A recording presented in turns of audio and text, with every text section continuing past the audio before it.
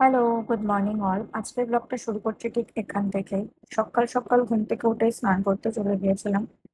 স্নান টান করে আমি ঘরে এসে বসেছিলাম। চুলটা অনেক স্টিকি হয়ে গেছিল, তাই গামছা পরে তোমাদের সাথে বসে পড়েছি। প্লিজ কিছু কেউ মাইন্ড করো না। তোমাদেরকে ভিডিওতে আমি এটাই বলছিলাম। তারপরে চলে গেলাম বিছানার চাদরটা তুলতে, কারণ বিছানার চাদরটা একটু নোংরা হয়েছিল। মাঝে মধ্যেও আমার বিছানার চাদর তুলতে, আমার নিজের বেডরুমটাকে ক্লিন রাখতে বেশ ভালো লাগে। তোমাদের সাথে গল্প করতে করতে আমার বিছানার চাদর তোলা কমপ্লিট। আমি চাদরটা পেতেও দিয়েছি। দেখো কত সুন্দর লাগছে, না নিজেরই ভালো লাগছে। তারপরে চা বসিয়ে ওয়াশিং মেশিনে জামা কাপড় আর চাদরটা দিয়ে দিলাম ধুতে। তো চা ওদিকে ফুটছে আর এদিকে ওয়াশিং মেশিনে আমার কাচাটাও হয়ে যাচ্ছে। অলমোস্ট কাঁচা হয়ে গিয়েছে, জাস্ট ড্রাই ক্লিনিং এর জন্য রেখে দিয়েছিলাম। তারপর চাও আমার কমপ্লিট। চা নিয়ে বসে পড়লাম আমার ঘরের বেডরুমে। এতগুলো কাজের পরে চাটাই একটা মানসিক শান্তি পায়, তো তোমাদের সাথে চাটাই শেয়ার করে নিলাম। যে- তবু চা খেতে খেতে ভাবছিলাম আর কি কাজ আমার পেন্ডিং আছে।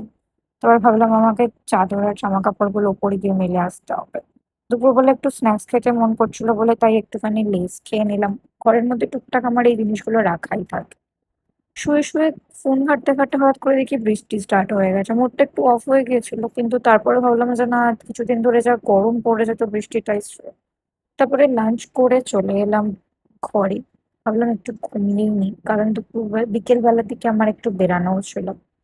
তাই খেয়ে দিয়ে ঘুমিয়ে পড়লাম। তারপরে বিকেল বেলা দিকে বৃষ্টিটা একটু ধরেছিল বলে রেডিও হয়ে গিয়েছিলাম। তো আজকের আউটফিটটা ছিল আমার এটাই। ক্যাজুয়ালের মধ্যেই রেখেছিলাম, কারণ বৃষ্টির ওয়েদার, কাদা প্যাচ প্যাচে জায়গা আমার একদম ভালো লাগে না যে আমি একটা ঝিকঝাক পরে বেরোই।